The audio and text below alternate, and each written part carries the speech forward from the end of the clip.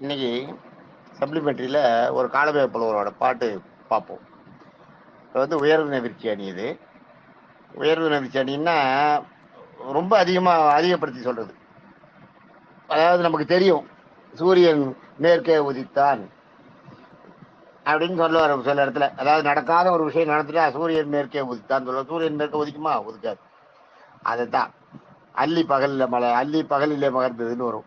அது மாதிரி அதெல்லாம் ரொம்ப ஜாஸ்தியா அதிகப்படுத்தி சொல்லுது. கவிதையில அதெல்லாம் கவிஞர்களுக்கு அதெல்லாம் அது ஒரு அணி, அது ஒரு பெருமை. அவங்களுக்கு ரொம்ப பெருமையா சொல்லும் போது அது மாதிரி சொல்லுவாங்க. அந்த மாதிரி இங்க சொல்றாரு, கம்ப மத கடகளித்தான். கம்ப மத என்ன? கம்ப மத என்ன? பெரிய பவர்ஃபுல் யானை. கம்ப மத கடை, கம்ப மத கடை, அதாவது மதம் பிடிச்ச பெரிய யானை. கம்ப மத கடை, கடைன்றது பாணியான பெரிய அப்படியே முழிச்சிரு கழித்தான். அந்த அந்த யானை மிகப்பெரிய, அதாவது முரட்டு தனமா அந்த ஆப்பிரிக்கன் எலிஃபென்ட்லாம் காட்டுவாங்க பாருங்க, அந்த மாதிரி மிக பவர்ஃபுல் முரட்டுத்தனமா நடந்தது. சில யானைகள் சாஃப்டா நடந்துக்கும், சில யானைகள் முரட்டுத்தனமா ஆடும். அதுதான் கம்ப மத கடை கழித்தான். மதம் பிடிச்ச யானையா ஆடுறது அந்த மாதிரி ஒரு யானையா கழித்தான். அந்த மாதிரி யானை முகத்தை உடையவன் யாரு? தில்லை வாழும். தில்லைன்றது மதுரைக்கும் ஒரு பேர், ஞாபகம் வச்சுக்கணும். தில்லைன்றது மதுரைக்கும் ஒரு பேர். கற்பக விநாயகர், முக்குருணி விநாயகர்னு மதுரையில் இருக்கும். முன்னாடி 3 குருணி அளவுக்கு பெரிய குழக்கட்டை செஞ்சு பிள்ளையார் சேர்த்து எண்ணிக்கை படைப்பாங்க. முக்குருணி விநாயகர்னு பேர் அந்த விநாயகருக்கு பேரு. மதுரை வாழும் கணபதிதன் பெரு வயிற்றை கண்டு. அந்த பிள்ளையார் பார்த்தீங்கன்னா இவ்வளோ பெருசுக்கும் வயிறு. எல்லாரும் வெண்ணெய் வாங்கி கீழே இருந்து எட்டி அடிப்பாங்க, அப்படி தூக்கி அடிப்பாங்க. மதுரையில் நீங்க பாத்தீங்கன்னா அப்படியே போய் சப்புன்னு ஒட்டிக்க வாய்த்துல அந்த வெண்ணெய் ஒட்டிட்டா அது இவங்க ஏதோ காரியத்தை என்னவோ அது ஒரு சம்பிரதாயம் பண்றாங்க. அந்த வயிறு பார்த்தீங்கன்னா இவ்வளோ பெருசா இருக்கும். அதை அந்த மாதிரி மிகப்பெரிய முரட்டுத்தனமான யானையுடைய முகத்தையுடைய அந்த கணபதியோட அந்த வயத்தை பார்த்துட்டு பெரு வயிற்றை கண்டு வாடி எல்லாரும் யூ யூ யூ யூ என்ன எப்படி இருக்கு வயிறுன்னு எல்லாரும் அப்படியே வாடி போய் அப்படியே எல்லாரும் என்ன ஆனாங்களா, யார் யார் என்ன ஆனாங்கன்னு சொல்றாருங்க. கணபதியின் பெரு வயிற்றை கண்டு வாடி உம்பரெல்லாம் விழித்திருந்தார். உம்பர்ன்றது தேவர்கள். உம்பரெல்லாம் விழித்திருந்தார். தேவர்கள்லாம் கண்ணு நிற்காம அப்படியே வைத்திய பார்த்துருந்தாங்களாம். ஆனா தேவர்களுக்கு கண்ணு இமைக்காம இருக்கிறது அவங்களுக்கு தேவர்கள் கண்ணு இமைக்க மாட்டாங்க. சாதாரண அவங்க இயல்பான ஒரு அது நிலை. அது கண் இமைக்காது. நமக்கு மனிதர்களுக்கு தான் எனக்கு இமைக்கும், தேவர்களுக்கு கண் இமைக்காது. அதே இங்க கொண்டு இந்த பிள்ளையார பார்த்ததுனால கண்ணை அப்படி வச்சுருக்காங்களாம் இமைக்காம. அதை சொல்ல கணபதி பெருவயிற்றை கண்டு உம்பரெல்லாம், கணபதி பெருவயிற்றை கண்டு வாடி உம்பரெல்லாம் விழித்திருந்தார். அதே மாதிரி பாத்தீங்கன்னா அயில்வேர் செங்கை, அயில்வேர் செங்கை உடைய அருமுகன் அவனும் கண்ணீர் ஆறானான். அயில்வேர் செங்கைனா கூறிய வேலையுடைய அயில்வேர் செங்கை உடைய அந்த மாதிரி அந்த வேலை கையில உடைய அருமுகன் அவனும் தான் முருகன்.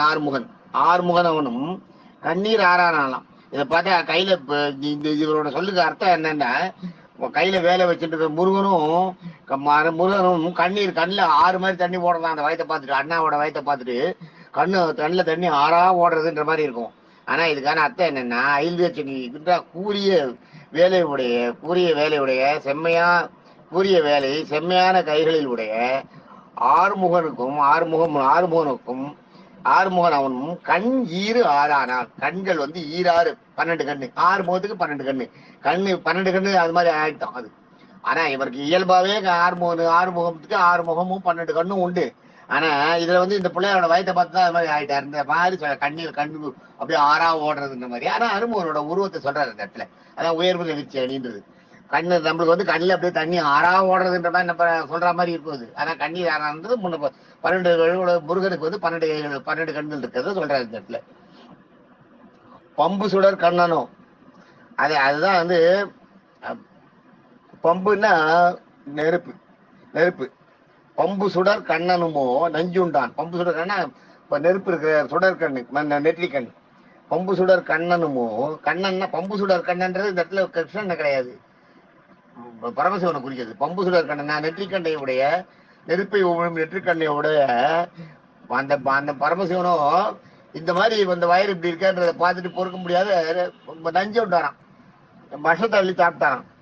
ஆனா அவரை விஷத்தள்ளி சாப்பிட்டது எதுக்குன்றது தெரியும் இல்லையா? ஆழகால விஷயத்த வந்து நல்லா திருநீல கட்டம்னு பேர் வந்தது. அமிர்தத்துக்கு கடையும் போது அந்த விஷத்தள்ளி சாப்பிட்டது. ஆனா அதை கொண்டு என்ன சொல்றாருன்னா, இவர் இந்த பிள்ளையோட வயத்தை பார்த்துட்டு தான் பரமசிவன் வந்து விஷத்தை குடிச்சிட்டார். பம்பு சுடர் கண்ணனுமோ நஞ்சுண்டான், மால் பயமடைந்தான். மால் பயமடைந்தான். மால்ன்றது திருமால். பயம்னா பயம், பயந்து போய் மாலுக்கு திருமாலுக்கு ரொம்ப பயமாயிட்டான். மால் பயமடைந்தான்றார். ஆனா இதுக்கு இந்த மால் பயமடைந்தான்றது என்னன்னா இயல்பான ஒண்ணு. மால்னா திருமால், பயம்ன்றது வந்து பாம்பு. அட இந்த பாம்பு கிட்ட போயிட்டாராம் படுக்கிறதுக்கு. அதைத்தான் அப்படி சொல்ல பயமடைந்தான். மால் அவரை பயமடைந்தானும். உமையும் உடல் பாதியம், உமையவளும் உடல் பாதியான. உமைன்றது வந்து பார்வதி.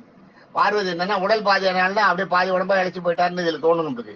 ஆனா அப்படி இல்லை, ஈஸ்வரனோட உடல்ல பாதியானாலாம். இதை பார்த்துட்டு தான் பார்வதி இந்த கிருஷ்ண பிள்ளையாரோட வயத்தை பார்த்துட்டு புலமொழி வயரா இருக்கேன்னு பார்த்துட்டு அப்படியே உடம்பு இழைச்சி போய் பாதி ஆயிட்டான்ற மாதிரி நம்மளுக்கு பார்க்கறதுக்கு தோணும். ஆனா இவர் என்ன சொல்றாரு, ஈஸ்வரனோட உடம்புல பாதி ஆயிட்டாலாம். அதை அப்படி சொல்றாரு இந்த இடத்துல. உடம்பு உமையவளும் உடல் பாதி ஆனார்.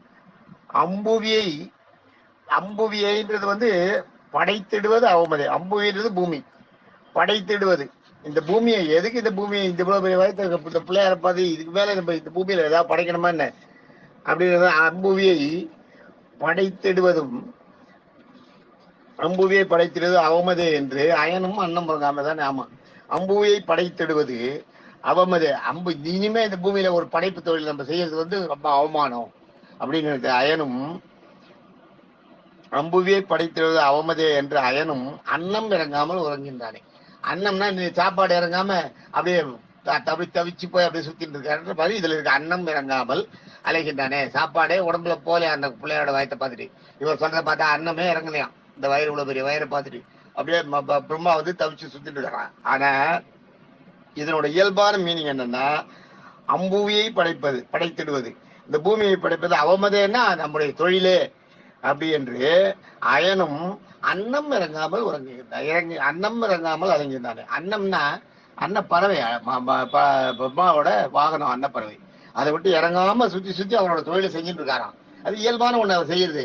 ஆனா அவர் இங்க வந்து சாப்பாடு இறங்காம அது தெருவில் அலையிற மாதிரி சொல்றாரு. இதுல இந்த பிள்ளையாரோட வயத்தை பார்த்துட்டு தேவர்கள்லாம் அப்படியே மூச்சு போய் நின்ட்டாங்க. முருகன் வந்து கண்ணு வந்து ஆறா, முருகன் கண்ணுல ஆறா தண்ணி ஆறா ஓடுறது. பரமசிவன் வந்து விஷத்தள்ளி குடிச்சிட்டான். திருமால் வந்து பயந்து போயிட்டாரு பெருமாள். உமையவளம் அப்படியே இழைச்சி உடம்பு பாதி ஆயிட்டா பார்வதி. இந்த உலகத்தை படைக்கிறதே வேஸ்ட் இனிமே அப்படின்ட்டு பிரம்மன் வந்து சாப்பாடு இல்லாம சாப்பாடு உள்ள இறங்காத அலைஞ்சிட்டு இருக்கான் அப்படின்ற மாதிரி இருக்கும். ஆனா அவங்க அவங்களோட தொழிலை தான் செய்யறாங்க. அவங்களோட இயற்கையான ஒரு இயல்பான ஒரு இதை தான் இதுல சொல்லியிருக்காரு. அருமையான பாட்டு. தேங்க்யூ.